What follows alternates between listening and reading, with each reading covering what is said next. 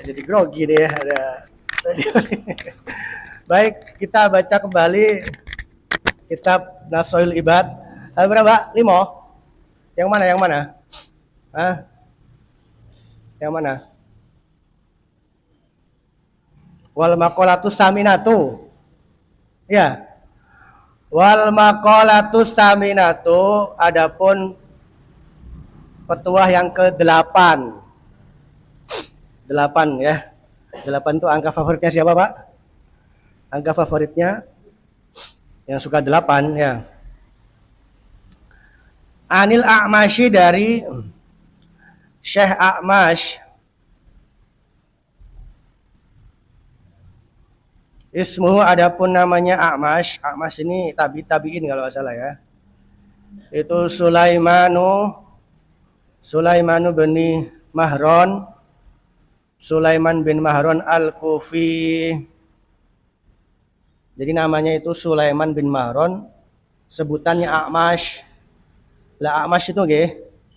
A'mash itu artinya apa sih? A'mash itu kalau jare wong Demak ya, rebes. Ya Mas ya? Jepara juga sama ya, rebes. Tahu rebes, Pak? Rebes itu apa ya? Kayak bangun tidur gitu loh ya.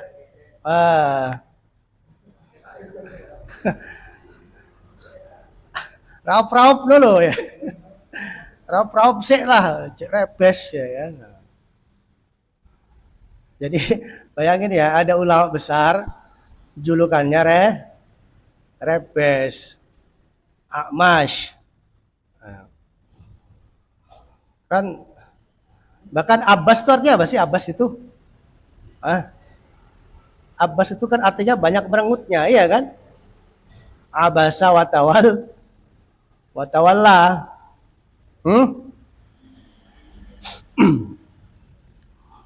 Jadi A'mash itu artinya seperti itu. Makanya kalau di kitab-kitab fikih itu kan ada pembahasan. Ada pembahasan boleh nggak ngasih julukan, kan gitu kan? Bagaimana hukumnya ngasih julukan ke orang lain. Contoh Mas Abdul ini kan lemu ya kan? Juluknya apa? Gemoy. Boleh nggak kan begitu kan? Ya itu biasanya ulama-ulama kalau membahas ini, nanti Syekh A'mash ini jadi contoh gitu loh ya. Karena A'mash itu kan julukan. Ya kesimpulannya sih memang bahwa memberi julukan tuh boleh-boleh saja ya, asalkan tidak berlebihan dan yang dikasih julukan itu tidak sakit hati. Kalau yang dikasih julukan sakit hati ya, walaupun mungkin nggak jelek, apa namanya, ya nggak boleh. Contoh Mas Nuh ini ya kan, dikasih julukan sama mbak-mbaknya ini Opa ya kan. Ya Opa kan nggak jelek mungkin ya, karena Mas Nuhnya nggak suka. Opa artinya apa Mbak? Opa itu artinya apa? Opa. Tapi Mas Nuhnya nggak suka. Itu berarti nggak boleh. Sehingga kenapa kalau ada ulama disebut A'mash, ya apa namanya? Pertama mungkin ada sejarahnya ya. Ada sejarahnya yang kemudian melekat di beliau dan beliau enjoy aja. Walaupun artinya rebes. Bahkan ada kan ulama itu julukannya itu Al-Asom. Dudu isom, dudu. Asom. Asom itu artinya apa sih? Tuli. Bahasa Prancisnya budek, ya kan? Ada ulama julukannya itu tuh tuli ya kan, Hatim Al-Asom. Sampean yang kene gak wani ya kan, yang kene ulama dikai julukan ngono iku ya men.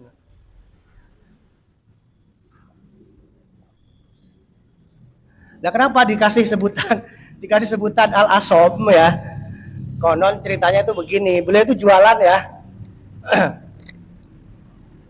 Ini kayak Mas Arif ini lah. Mas Arif kan ulama yang jualan juga. Ya. Jualan. Kemudian ada ibu-ibu yang beli. Ini ceritanya emang lucu banget sih ya. Ternyata si ibu ini kentut, ya, ada bunyinya lagi, iya kan? Lah ulama itu kan orang pinter toh. Ulama itu pinter, pinter membaca situasi, ya kan? Pinter menjaga perasaan orang lain. Jadi waktu ibunya yang belanja ini kentut, ibunya kan pasti nggak enak ya kan? Waduh, aku belanja yang toko ini kiai malah ngentut. Suaranya kenceng lagi ya. Lah untuk menjaga perasaan si ibu ini, Syekh Hatim ini pura-pura nggak denger. Maaf Pak, mau beli minyak goreng. Apa? Mau beli minyak goreng? Maaf, yang kenceng. Kira-kira seperti itulah ya. Jadi akhirnya si ibu itu langsung mikir, oh ketoke bapake budek. Jadi aman lah saya, begitu loh ya. Jadi yang awalnya itu mau malu ya kan, jadi akhirnya nggak jadi malu. Padahal si hati mah pura-pura aja. Jadi ulama itu juga harus pintar pura-pura, gitu kan ya. Ya penting pura-pura yang positif gitu ya. Makanya kemudian beliau disebut dengan Hatim al Asom, walaupun Asom itu artinya budek. Ya. Bismillahirrahmanirrahim. Lah Syekh Amas ini itu Al-Kufi, artinya beliau dari Kufah. Kufah itu Irak. Radhiyallahu taala anhuman, barang siapa, apa kata beliau? Man barang siapa kana ada apa ra'su malihi, modal pokoknya. Jadi kalau istilah bahasa Arab kontemporer ra'su mal itu kan modal ya. Modal pokoknya man itu at-taqwa, takwa.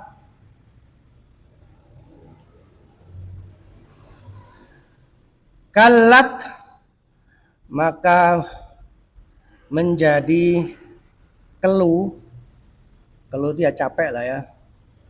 Apa al sinu, lidah-lidah, an wasfi ribhi dinihi, untuk menyebutkan laba dari beragamanya man.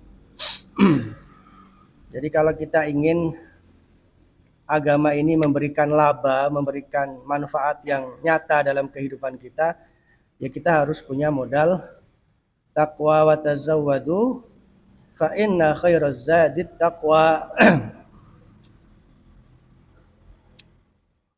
Waman dan barang siapa itu apa ra'su malihi, modal pokoknya man itu ad-dunya, materi. Kalat maka menjadi keluh apa al-alsinu, mulut an wasfi khusrani dinihi, dari menyifati atau menyebutkan kerugian beragamanya man. Nah, pertanyaannya begini kan, lalu kenapa ada orang-orang yang kalau saya lihat itu udah bertakwa tapi kok seakan-akan hidupnya itu rugi dan terus merugi begitu ya.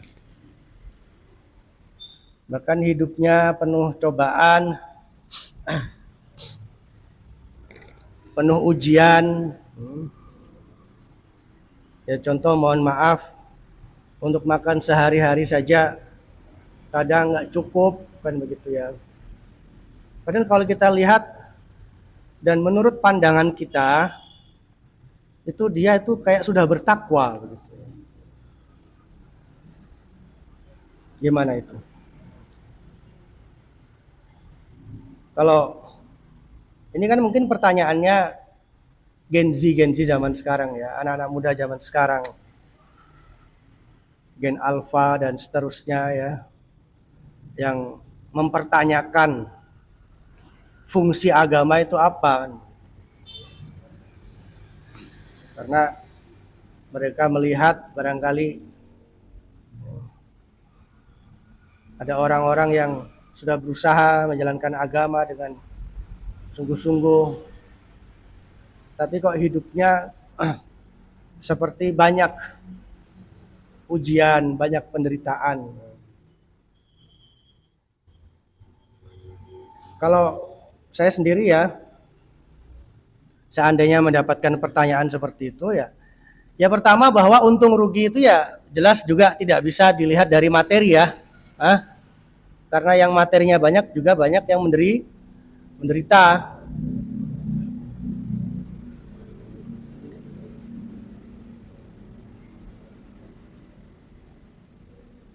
Yang kedua, nah ini yang mungkin termasuk faktor yang dominan barangkali ya.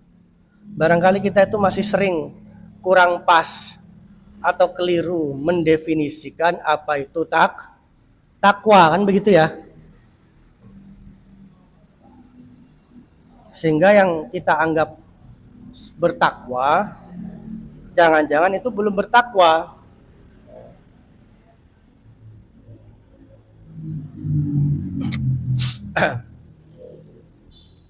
Makanya soal takwa ini kenapa disebut sebagai modal pokok ya? Ya karena begitu pentingnya dia dalam beragama itu. Tidak menjalankan takwa atau bertakwa ya, bertakwa dengan cara yang keliru itu juga nanti hasilnya berbeda. Nah, pertanyaannya takwa itu apa kan begitu kan? Selama ini contoh ya, kita kan ngaji, kalau ngaji sama saya kan Rabbi zidni ilma ya, supaya wawasannya bertambah gitu ya. Takwa itu kalau di Al-Qur'an itu ya ayuhan nasuttaqu rabbakum, yang kemudian oleh para ulama diartikan mengerjakan seluruh perintah Allah dan menjauhi seluruh larangannya.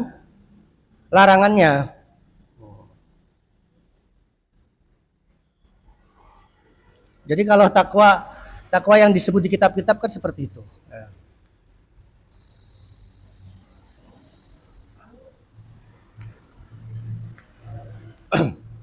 Nah pertanyaannya kan emang bisa kita itu menjalankan seluruh perintah Allah itu bisa nggak? Bisa nggak kita itu menjauhi juga seluruh larangannya, itu kan nggak bisa.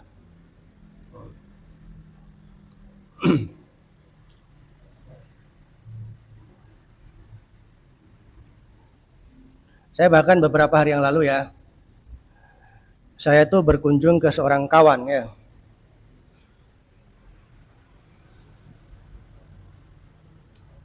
Yang dalam pandangan saya ya, beliau ini jauh lebih bertakwa daripada saya begitu ya. Tapi untuk makan sehari-hari aja itu susah gitu ya.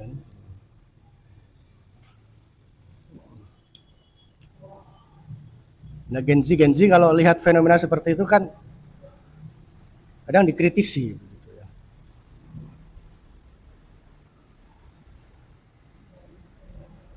Sama seperti halnya ketika kita takwa itu cuma dibatasi di aspek-aspek ritual saja, iya kan? Ya. Takwa itu ya berarti rajin sholat, rajin puasa, ya.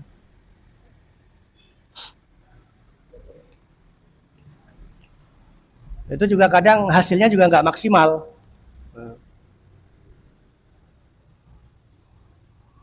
Makanya gampangannya takwa itu ya kaya mulah diantaranya lah ya. Takwa itu kaya syair tanpa waton mulu. Jadi kalau ingin tahu gambaran takwa itu diantaranya sudah dijelaskan dalam bait-bait syair tanpa waton, ngaji ya kan, tirakat, apa mana ya, rukun karo tonggo karo konco, syukur senajan pas-pasan.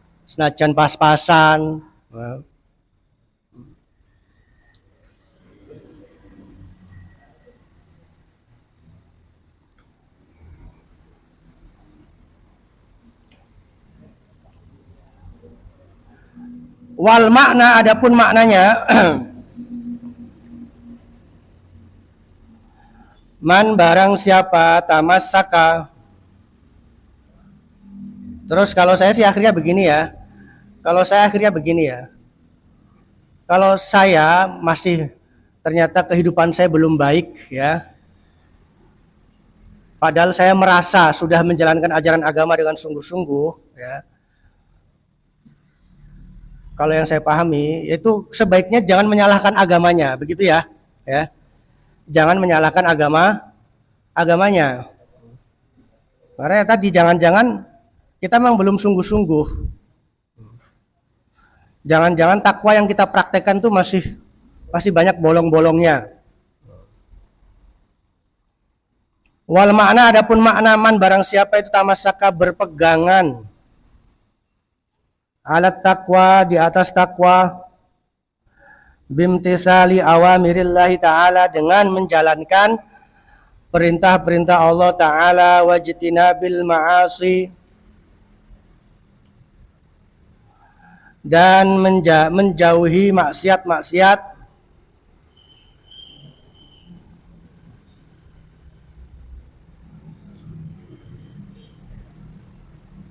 Nah, konsep ketakwaan yang menurut saya juga perlu dikembangkan di zaman sekarang itu adalah konsep tasawuf itu yang ada syariat, thariqat, dan hakikat.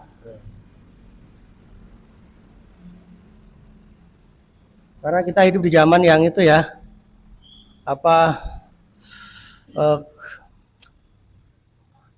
hakikat-hakikat itu jadi buram juga, iya kan?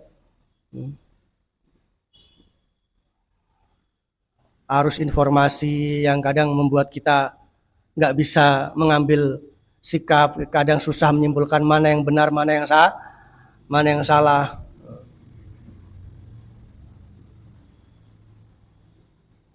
Memang soal konsep thariqat, syariat, thariqat, dan ma'rifat ini, ada hakikat ini mungkin masih diperdebatkan begitu ya di kalangan para ulama ya. Tetapi kalau kita lihat kondisi kita sebagai orang Indonesia lah ya kan, artinya kalau jenengan mungkin jadi orang Dubai mungkin ya, atau orang Arab Saudi begitu ya, atau negara-negara yang lebih tentram, itu mungkin kita tidak perlu konsep-konsep seperti itu. Syariat, thariqat, dan ma'rifat, dan hakikat.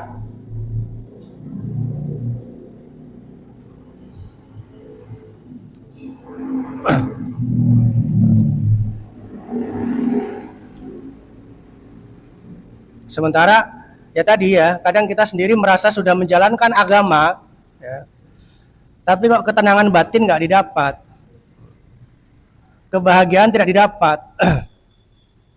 Ya barangkali karena kita beragama baru sampai level syariat, belum sampai level ma'rifat dan hakikat.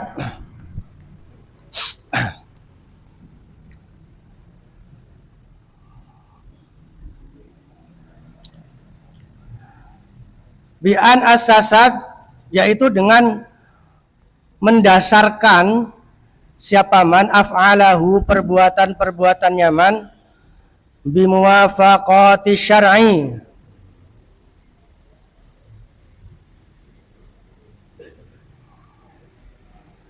dengan prinsip-prinsip syariat.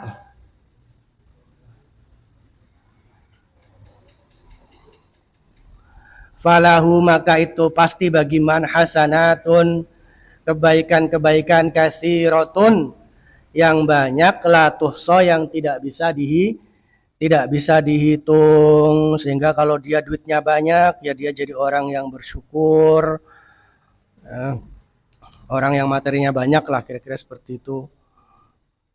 Atau kalau dia hidup penuh ujian, dia juga orang yang bersabar. Waman, dan barang siapa itu tamassaka,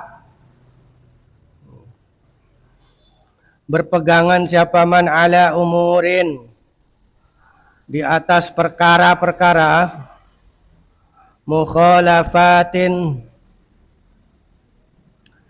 yang bertentangan li syar'i kepada syariat, falahu maka itu baginya sayyi'atun keburukan-keburukan katsiratun yang banyak. Contohnya ada orang suka bohong ya. Bohong. Apa kalau di sini bahasanya ngelombo, ngapusi.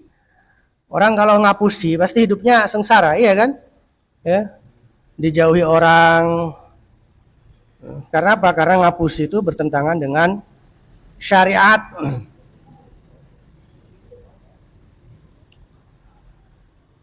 Ajazat yang menjadi keluh, menjadi lemah apa al-alsinu, lidah-lidah atau mulut-mulut, an zikri dzalika untuk menyebut itu semua, bil adadi secara hitungan.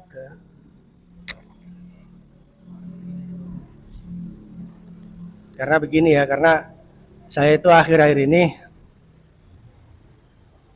ya cukup sering lah ya berhadapan dengan pertanyaan-pertanyaan atau kasus-kasus ya, terutama dari yang muda-muda itu, yang intinya itu mereka semacam mempertanyakan manfaat dari menjalankan agama.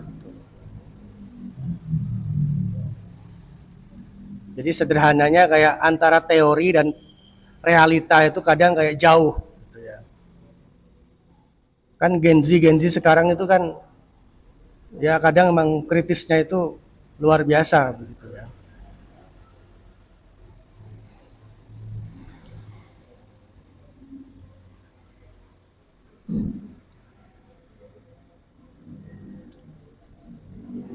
Saya sendiri membaca kitab ini ya 20 tahun yang lalu atau 10 tahun yang lalu dengan sekarang itu kan beda begitu ya.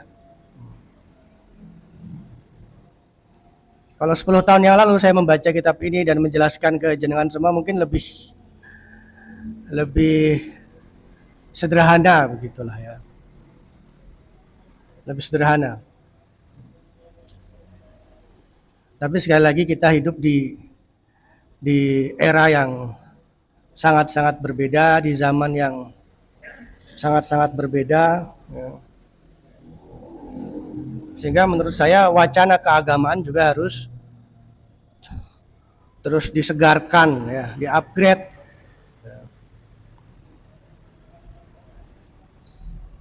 supaya bisa menjawab berbagai tantangan zaman, sekaligus tentu saja memenuhi kebutuhan ya, kebutuhan kita sebagai manusia. Karena saya juga yakin ya bahwa sebenarnya kita itu disuruh beragama itu ya supaya sebelum kita masuk surga yang di sana ya, kita itu juga bisa merasakan surga di dunia.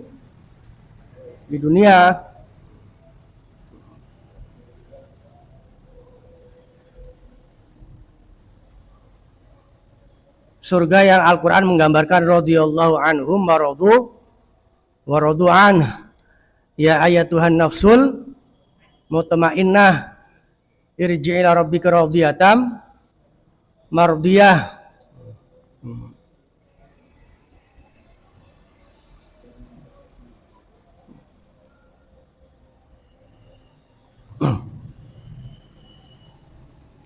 Ya kira-kira seperti itulah ya ngaji kita pada malam hari ini, dan insya Allah seperti yang tadi saya sampaikan, setiap pekan kedua atau setiap ngaji Nasaihul Ibad zikir jama'i kita ganti dengan membaca bersama syair tanpa waton.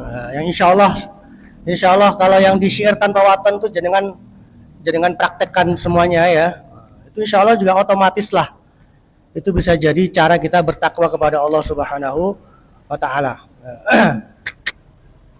Yang pada akhirnya juga kita akan merasakan kehidupan yang lebih baik terutama dari segi spiritual ya, dan apa namanya ya kejiwaan kayak gitu ya, yang saat-saat ini bisa dikatakan salah satu penyakit kronis ya yang menimpa generasi muda khususnya. Aku qouli hadza wa astaghfirullakum wallahul muwaffiq ila aqwamit thoriq. Subhanakallahumma hamdika asyhadu an la ilaha illa anta astaghfiruka wa atubu ilaik. Wassalamualaikum warahmatullahi wabarakatuh.